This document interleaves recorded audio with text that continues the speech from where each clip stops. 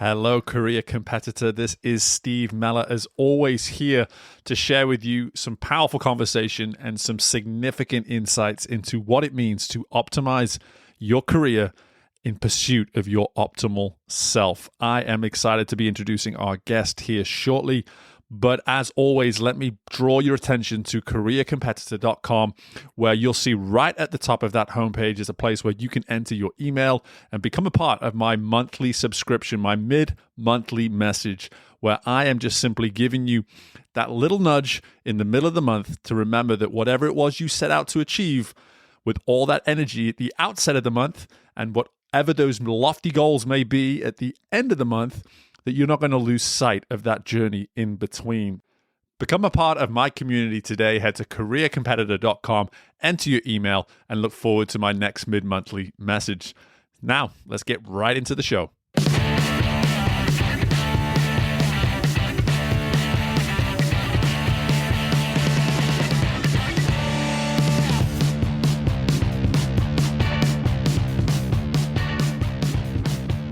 Hello there and welcome into Career Competitor, where my guest today is Carey Davidson, the founder and CEO of Tournesol Wellness and the author of the book, The FIVE Archetypes. Carey's going to get the introduction she certainly deserves here in a moment. But before that, let's just go over some of the key insights for what you can expect within the episode here today. Firstly, we're going to get into the importance of rising above our natural tendency to avoid discomfort. Secondly, we're going to cover the power of the pause and how it allows us to practice what we notice. And finally, we will also discuss why empathy is the foundational component for lasting success. So these key insights and much more courtesy of our guest, Carey Davidson, within this episode of Career Competitor. And I hope you all enjoy. Okay, our career competitor today is a world-renowned speaker, author, and founder, and is an expert in making empathy a habit, drawing upon over 25 years of experience as an HR innovator and wellness entrepreneur. Our guest's greatest gifts include being able to quickly diagnose the root source of complex problems while having the natural instinct to dial in on the thorniest client challenges to identify inspired and actionable solutions. This passionate educator has refined their skills across thousands of clients and students worldwide, having taught for Microsoft, Tony Robbins, government agencies, universities, and Fortune 500 companies, just to name a few, having founded Tournesol Wellness in New York City to provide programs that combine groundbreaking science with ancient teachings for individuals and organizations. Our guest made the foundations of her teachings public in 2020 when releasing her book, The FIVE Archetypes: Discover Your True Nature and Transform Your Life and Relationships. It gives me great pleasure to welcome in the magnificent Carey Davidson to Career Competitor. Carey, how are we doing? Well, I'm great after that introduction. Like, hey, can you hang out with me all the time? I'll just do that every time you walk into a room. I'll just give you that intro. I'm like, damn, I did some good stuff. How about that? Yes, you did. Yes, you did. And, I'm so excited to dive into it. I love that you're my first guest of the year. I think it's so timely. I'm always an advocate for the universe doing its thing. And you came into my life about 2 months ago, I would say now. And we've had this wonderful ability just to get to know each other a little bit, get to know each other through our own books as well, which has been kind of a cool way to build a relationship. But before we go any further, Carey, I would love to just start with maybe some insights about, hey, it's the beginning of a new year, and you've worked with so many people from so many different walks of life. What might be that insight that you like to provide folks around this time of year with the whole year ahead of them, all this real estate of opportunity and excitement that they may be trying to harness? What is that typical sort of insight for you and your clients that you work with? That's a great question, because I hear a lot of people get anxious at this time of year about, what am I going to create this year? Everything's so slow. What deals am I going to make? What connections am I going to make? And the advice I have is to really harness and make friends with the winter. Mm-hmm. It's here to nourish our roots, to hold us still for a minute so that we can open up to the infinite potential that will come, that's about to kind of, if you look at it from the perspective of nature, the winter nourishes the seeds so that we can produce in the springtime. So the advice I would give would be, find beauty in the stillness, find beauty in being able to meditate or reflect, and nourish those seeds that you planted in the fall and in the summer last year. Yeah, there's an element of patience that comes with that, huh? There's a lot of patience. It's a lot of sitting and trusting as well. Huge amount of trust of just saying stillness is okay. Stillness is okay. Quiet is okay. Calm is okay. And that doesn't normally sit well with folks, huh? That's normally they want to see a result. They want to see or feel momentum. And I even spoke about this on social media just yesterday, of just this need to take small steps, and that a small step right now, maybe even a patient or still step, maybe a step where you just contemplate and think how that can serve you right now, as opposed to taking these drastic, monumental shifts, huge changes, because a lot of the time that can be really hard to maintain. So I'm just curious, when you bring this up now, because it's very fitting, because it's going to certainly be something we cover within the conversation further, I think. But bringing this up now, I'm curious, how difficult is it for folks that you work with just to simply accept sometimes that stillness, patience, trusting can be this thing that can really be of benefit to them? Oh, it's one of the hardest things I think people experience. I know the beauty of it, and I wake up sometimes with that, oh, when's it gonna happen? Or, that just inability to be in the not knowing. And I think it's a lot of, the ego can't tolerate not knowing what's going to happen. And the mind feels more comfortable filling it with something rather than emptiness. And many times that something is worst case scenario or some fantasy, rather than just being in the stillness and knowing that the stillness opens your perspective. And all of a sudden, you could be taking a shower or taking a walk, and those ideas come. But if we if we force the mind to know something, we are actually limiting our potential, and we don't even realize it, just to feel better so that we know something. Okay. So we are right where I want to be. We are right where I want to be. Because the funny thing here is that you gifted me your book about a month and a half ago, and to say that I have read it at a slow pace is an understatement. I am absorbing this thing with copious amount of notes, and there's books that do this to me sometimes. They just stop me in my track, and they really just challenge me to just consider a paragraph, to sit and reflect. I read it on a train while I was in England a little bit, and I was with my children, and as much as of a distraction they were, it was almost good because it gave me time to reflect on what I just read. And the first sort of part of the book that I think is really important for us to go into here today is you reference this notion of the how versus the what. And you tell your personal account of just how you came to that realization on your own too. And so much of what you're already alluding to here captures that, certainly to some extent. So I'd love for you just to maybe present this notion in your own words, this notion of the how versus the what, and how it's the what that can really give us this opportunity for growth versus remaining in the how. Yeah, so I wrote the book in 2019. And between then and now, my understanding of the how versus the what has expanded. Probably even the day after I turned in the manuscript, it was like, oh, wait, there's more. What I've noticed in teaching and working with people and just being a human in the world is that there's a desire to understand who did this to me. How did this happen to me? How did I get blame, finger point, to pin the responsibility outside of myself? It's safer. It feels better. So we have a tendency to have a very quick reaction when we have an emotional moment of discomfort because I don't want to feel that. Humans aren't really taught how to deal with discomfort well. So that first thing is like, ooh, it's uncomfortable. Who, how, what happened? But the ability to rise above that is what will guide us towards a happier life. To be able to pause and take a look at what's happening in my environment. What's happening inside of me? Did I get breakfast today? Did I not get good sleep? Did my kids make me late because they wouldn't put on their shoes?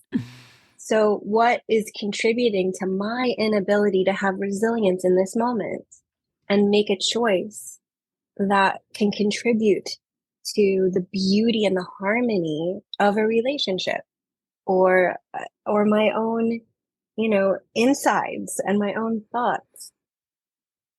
So it's kind of expanded more in that, I notice I notice more context coming through in the individuals. Every day I learn something new. Mm-hmm. And so the context of how this happens for different people has really expanded my knowledge. But that the basic concept is still the same, whereas we are just driven to say, oh, I don't like this feeling. Who did it? Well, the first part of that response there, I relate with massively. Having written a book myself, I already want to go back and reorder the chapters and change out words. I get it. That's one of the hardest things of writing a book is you think it's right when you submit it, and then it takes about a week for you to want to change it. But what you're getting to here, this notion of discomfort, and I wanted to get to this today, so I'm so glad you took us there, is this notion of being, you said there, being taught discomfort. And that we aren't taught discomfort, that life teaches us discomfort, but only if we're willing to allow it, right? Only if we say, hey, I welcome you, discomfort. I say, I see this discomfort. Wow, that's a tongue twister. This discomfort, and I welcome you in. Whereas you say that natural human tendency is to say, get away from me, discomfort, get away. So when you think about the work that you're doing with clients, what might be a step or two that listeners here could maybe take away with them and say, okay, what does welcoming discomfort look like? Or how can I start to at least create this awareness to it to even be able to recognize, hey, I'm actually pushing it away when I need to be welcoming it in? Yeah. And just listening to you, I'm thinking of my entire life until I started to realize this stuff and how hard it is to hear someone say, just sit with that. And that's like you can go, where, right? Go sit with that. It is hard. So if I were going to give listeners some activity to do to build your ability to sit with that. Well, being able to sit with that corresponds to in the 5 elements system, water. Most people on our planet don't have a good relationship with the water element. They don't have a lot of water in them. Water is the ability to sit still and open the aperture of the mind to see different perspectives, to sit in nuance, to be in that gray area where you don't just see things as all good or all bad.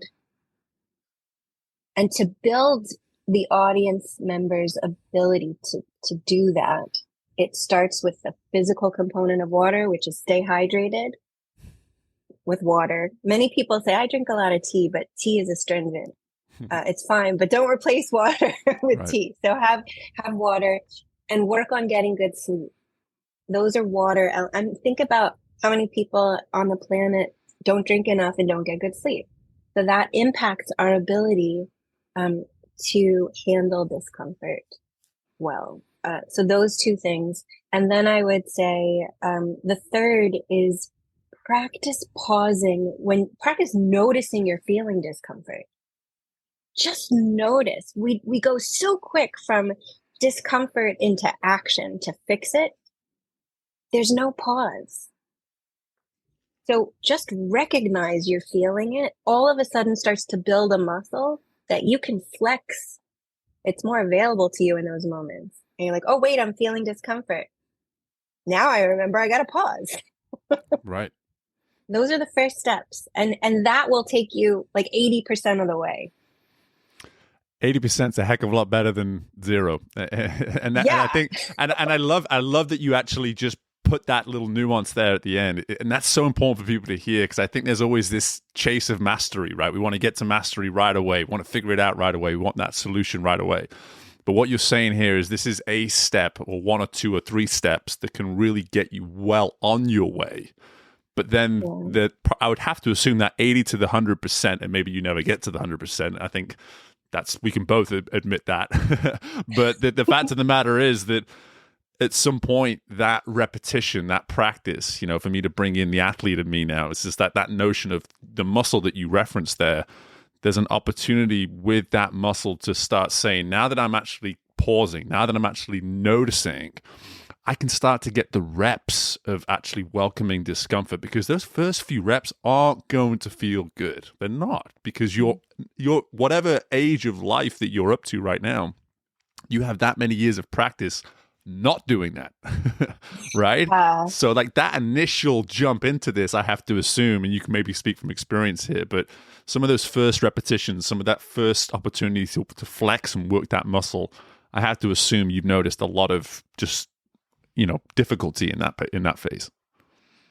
Yeah, it's such a gut response, reaction. I'm uncomfortable. Who did this to me? I would even encourage people to notice when they do that and see how fast do you go from discomfort to blame. And it's hard for people to let go of it. I will teach a whole workshop and then open it up for discussion and have people say, but but what if they did blah, blah, blah? Or what if the person, I'm like, okay, this just shows that we don't have a lot of water in our energy, that ability to sit still and recognize things about ourselves.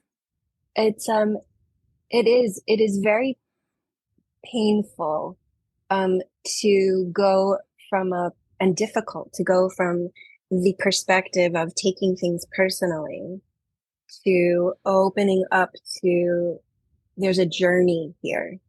Like, hold on a minute. This is a teaching moment. This is an opportunity to maybe mend a relationship or set a boundary. But when we react so quickly, we're actually shutting down all potential. We shut it down. We go into our corner and, we limit all the beautiful things we could create if we would sit still and open our minds and our eyes to gathering more information here before making a decision. Well, it's so timely that Carey has taken us to this notion of just making time for yourself and focusing in on yourself, because at the heart of this problem, we are often faced with this inability to focus for extended periods of time. And that leads to inconsistencies in some of these practices towards self-care, self-development, and self-discovery. To keep my focus throughout the day, I've always been a day-long coffee drinker. And quite frankly, it is a short-term solution at best, because it's really not helping me with my focus. And that is where our sponsor, Magic Mind, comes in. I have been using Magic Mind throughout 2024 so far. And folks, I am telling you that this is the game changer when it comes to focus, elevated performance, and simply establishing long-term consistency throughout your day. I haven't eliminated coffee entirely because I really love my coffee. So when I wake up around 5:15, I have my black coffee and then another at breakfast with the family around 7-ish before I take my shot of Magic Mind right as the day really gets into high gear around 8:30 in the morning. Magic Mind's daily productivity shot is made with all natural ingredients, zero sugar, with a key ingredient of matcha, otherwise known as nature's extended release of caffeine. I then stay at elevated focus, elevated creativity, and just overall elevated energy for the rest of my workday without a crash or need for a refill. at any point. Now, obviously, I want you all to benefit the same way I am. So I need you to head to magicmind.com/career competitor. That's magicmind.com/career competitor and enter code competitor20 to get up to 56% off your first subscription and 20% off your one-time purchase. That's code competitor20, spelled COMPETITOR20 to get 56% off your first subscription and 20% off your one-time purchase. I highly recommend their 30-pack of productivity shots, as it is their best value for money. And I know that you will not regret this investment into both your productivity and into your health. Head to magicmind.com/career competitor right now. Grab yourself some of their awesome product and enter competitor20 to get up to 56% off your first subscription and 20% off your one-time purchase. I so appreciate the folks at Magic Mind, and I know you will too. I love that you're actually acknowledging that the impact is not just on the self, that the relationship is benefited too. And to anybody listen to this, if you need that extra added component of encouragement of why this is something you can implement, if it's difficult for you to get past that, well, let's just make it about me. Find 1, 2, 5 people in your life that you know might benefit from you getting more comfortable with that water energy that you possess.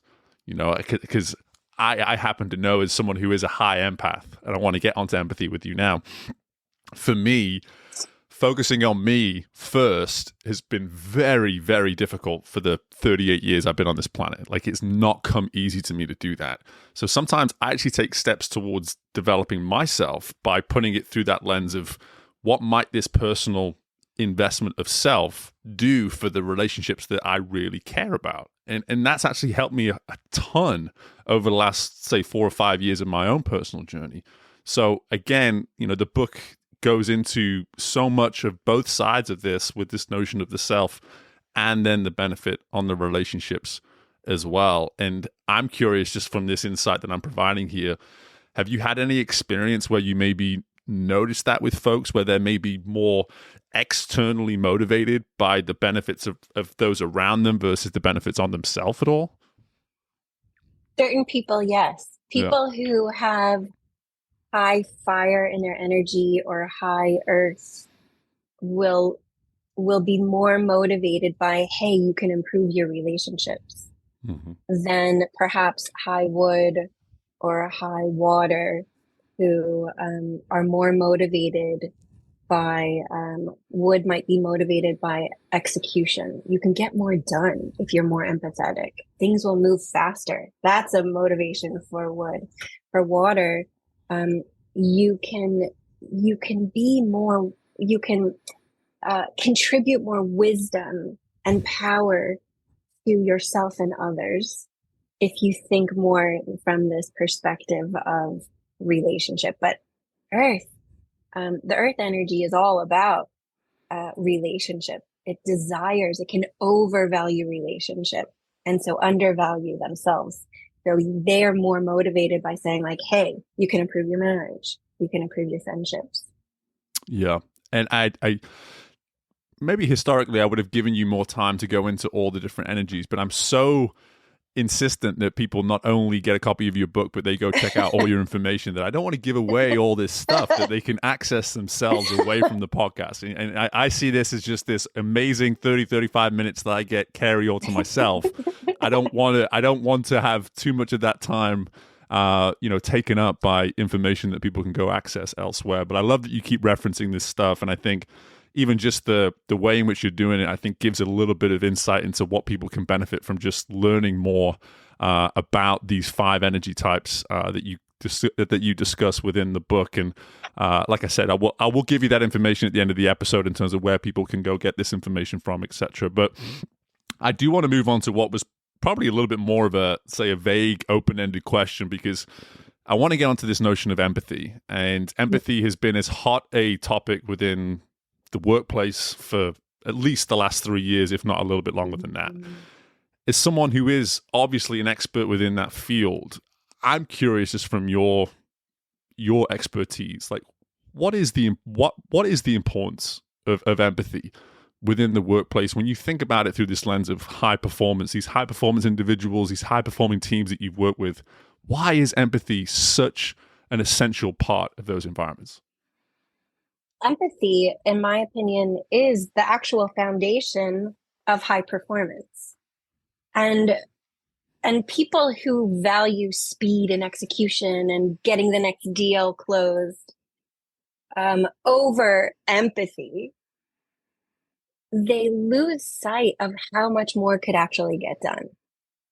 And so, for example, without empathy, we don't build trust, right? Ongoing empathy is you see me, you honor what I need, you don't judge what I need, and you inspire me to be my best in a way that I can count on. It's consistent, it's reliable. You're not one way when you're in a good mood and one other way when things aren't going well. I can count on you. That's trust. Trust is it happens over and over and over again with consistency, and that you take responsibility for those moments where you go haywire and you're not your best. Without trust, we cannot have open and honest communication and listening. That give and take of ideas, of potential, of being flexible, of innovation, all the things that these high-powered companies need. And so imagine if we lack empathy and we're just all about speed and execution and closing the deal. You are sucking the creativity and innovation dry. No one trusts you, so they're not telling you the truth. So they're hiding how miserable they are, and then they're going to leave. And then all of a sudden, who's going to take care of the business that you're so excited about closing this year? Right. So yeah, that's where empathy is just the foundation of everything working well. I mean, if there's a statement that anybody's going to take from this, empathy is the foundation for high performance. I mean, I know that. I love that you're preaching that. And in your experience, or maybe just when you look at now the sort of general overview of the workspace, because there's no doubt this has gotten so much better and come along so far, say 5, 10, 20 years ago. But what's preventing these high performance teams or these hopeful high performance teams now from actually saying, okay, I agree with what you just said there, Carey. I agree that empathy is going to be the foundation for high performance. What is that limiting belief, so to speak, that is preventing teams from seeing that empathy is, in fact, the key foundational ingredient? Well, I think there's a couple of things. I think we get the definition of empathy wrong most of the time. I don't think we're doing it right. People imagine that all it is I have to let go of who I am and honor you even when you're bothering me. And so I think that's one of the big problems. I think the other problem is that empathy is a slow behavior. Empathy requires that I slow down. People who desire closing a deal or moving or momentum or innovation or execution over empathy, see the relationship to empathy is like, oh, that's small talk. That's like not doing anything. Right. That's not moving the ball down the field. So I think that there's a need for a little bit of humility to first understand the value in what empathy does, even if it's slow, but also we need to redefine what empathy actually is. And then all of a sudden it won't feel so cumbersome because you'll immediately see the impact of your effort in helping inspire people to come forward with truth, with optimism, with inspiration, with ideas, all the things that are really anchoring the company in getting inert and having to drag people across the finish line to get things done. It makes me think of another word that I consistently find myself wanting to sort of strangle the definition for in the workplace, which is that of authenticity. Like authenticity is another one of these words that just, it's almost like show up and just be whoever the heck you want to be. And it's like, well, no.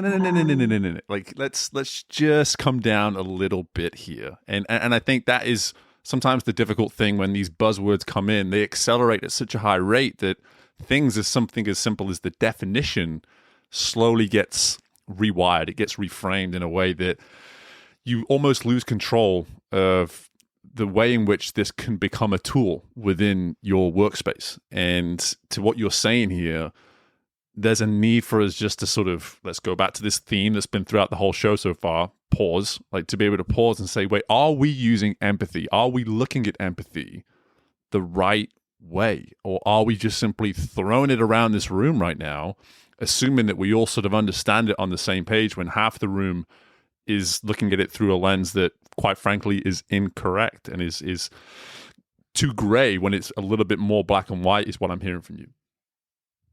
Yeah, I mean, I think if we were doing empathy well, and you did a survey of employees in a company and asked, do you feel safe saying anything, any cool idea, being innovative, taking risks on behalf of the company and the team in every interaction, the answers would be across the board really high, because that's what empathy, real empathy,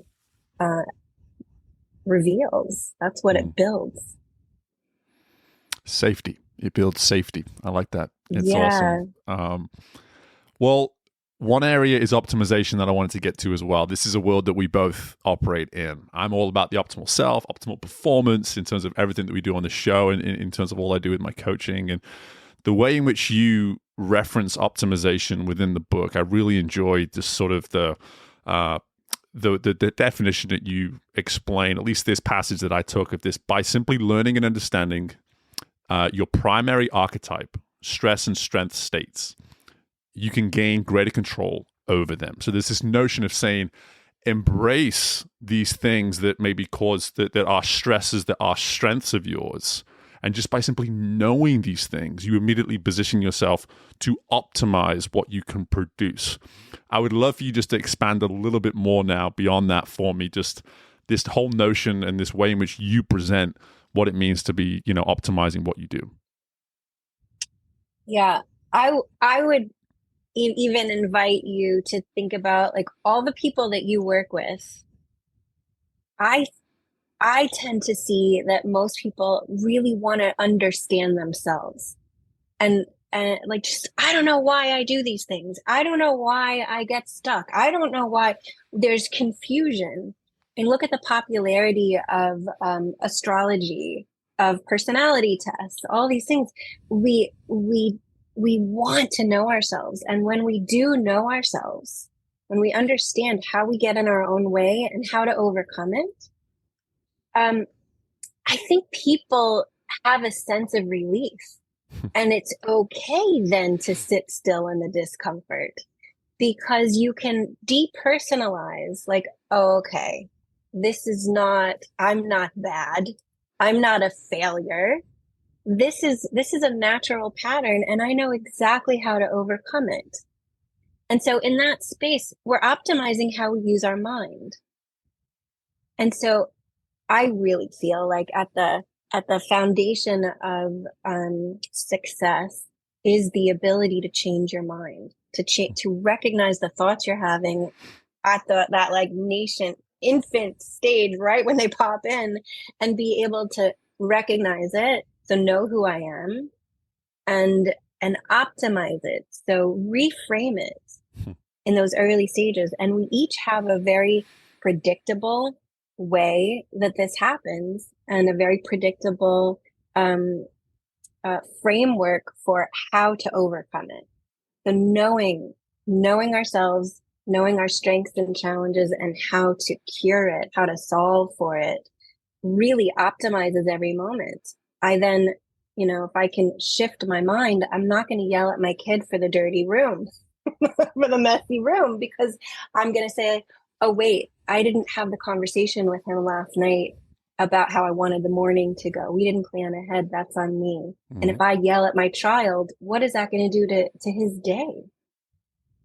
So all of a sudden I can pull back all of those um, instinctive, reactive thoughts, words, and choices, behaviors. And I can optimize my own self so I won't be in pain, being annoyed, and I won't create pain for my child. Look Mm. at all the ripple effect of what I didn't create and all the mistakes I don't have to go back and apologize for. So that's kind of, does that make sense for? It absolutely does, and I'm trying to just like with your book, I'm trying to write notes as fast as I can. Okay, I can't write notes fast enough. It's this notion of, by not creating pain for myself, I'm therefore not creating pain within relationships, within environments around me. And I love that you personalized it by just referencing something like parenting. As I was sharing with you before we started recording, like 2 weeks away, traveling across an ocean, a 4-year-old and a 3-year-old. You don't think I found a couple of moments where all I wanted to do was just grab them by the shoulders and say, "Why are you not listening to me?" And Yeah. I had this realization when we were in a hotel on the way back, having done the cross Atlantic flight. And my son just wasn't listening. And I stopped in that moment. I said, "Steve, you created this situation for him. You created this. You put him on a flight. You took him to go see his grandparents. You've completely destroyed his routine for the last 2 weeks. So you are not in a position right now to be holding this 3-year-old boy to a level of accountability that your natural intention is telling you to. Stop, pause, think. How much of this was created by me? How much of this is actually on him?" And it just made me realize, like, it had nothing to do with him. It was the situation that I'd put him in. But this is exactly what that little moment and that whole little thought process maybe lasted 15 seconds, 20 seconds, something like that. Yeah. And it was enough for me just to reduce my temper, to reduce my frustration, eliminate pain, and immediately just sort of give my son a hug. And just like, "Hey, I Yeah. get it, dude. You're tired. I'm tired. We're all tired." Yeah. You know what I'm saying? And again, I think when you can take little tiny clips like that in your day and start to work on practicing it in your own household, you'll be amazed how much easier it is to do that with a human that's maybe of your age demographic, at least, as opposed to maybe Yeah. someone who's multiple generations removed from you as you are as a parent. So I just really appreciate you personalizing it. 'Cause sometimes I think anyone listening to this is like, just give me that real life example. And I can see you nodding and your wheels kind of turning here while I'm speaking. So I just want to send it back to you now, just to kind of finish off this whole point, I guess. Well, yeah, you said that whole thing took me 15 seconds. And we were talking about leaders and companies and high achievers wanting speed. And we're talking 15 seconds at most sometimes. Yep. Sometimes even less. It's just a realization.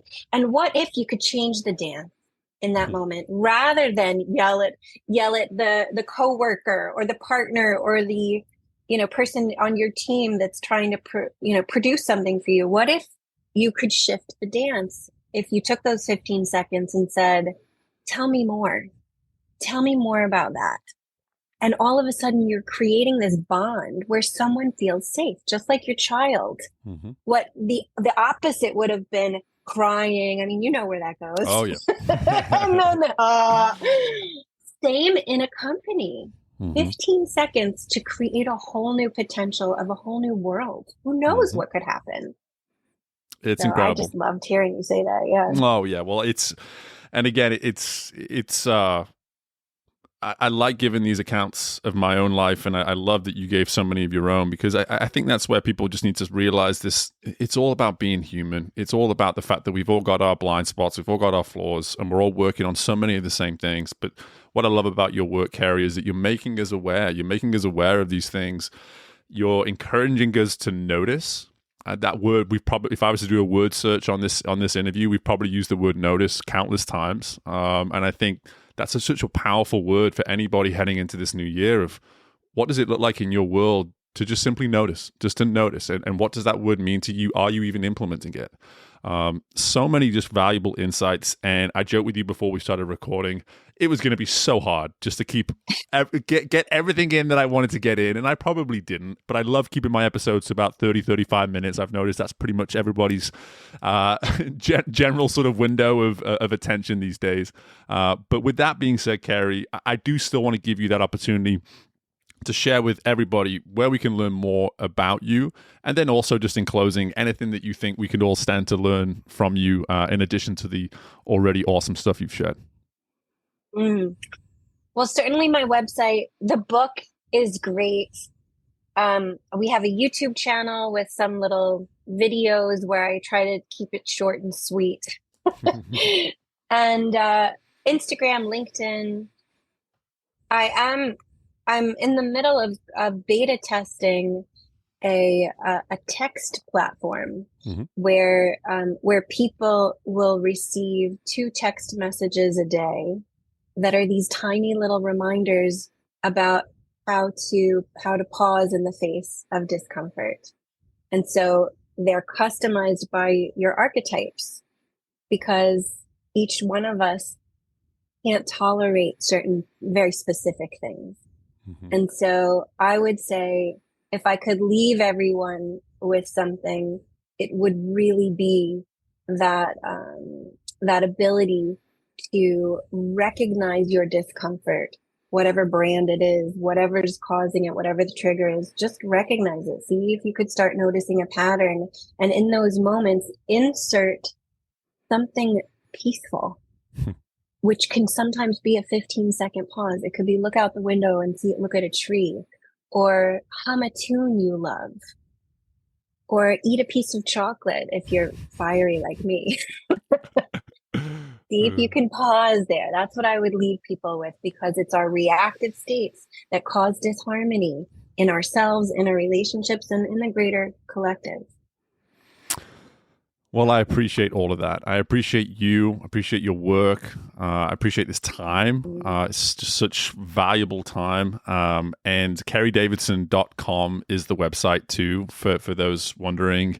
All this information will be in the show notes. Carey, I appreciate you. I just so thoroughly enjoy getting to know you so far, and look forward to continuing to do so throughout this year and beyond. So just best of luck with the year, and thanks again for joining us. Likewise. Thank you. You're amazing. I am deeply happy that we crossed paths as well. So thank you so much.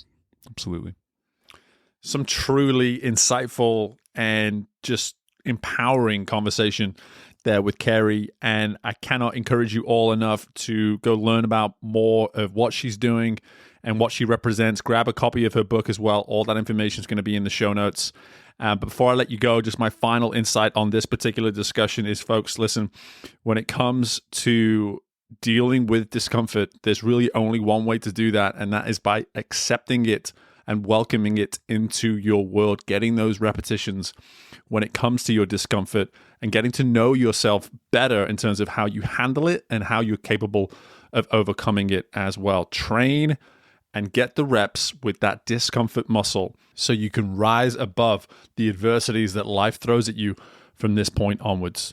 Before you go, don't forget to subscribe. Don't forget to leave me a review. I'd love to hear your thoughts on what you thought about the episode. So with that being said, reach out to me, steve@careercompetitor.com. Head to careercompetitor.com, learn all about anything and everything I've got going on within my coaching world, my coaching services right now. But most importantly, I want you guys to continue to benefit from the insights that this show is providing. So don't forget to subscribe so that you're getting every episode. And hey, if you've got some time on a long car ride coming up, download a few past episodes too. I assure you that there will be some great insights there for you as well to continue to grow and to continue to pursue that optimal self within you.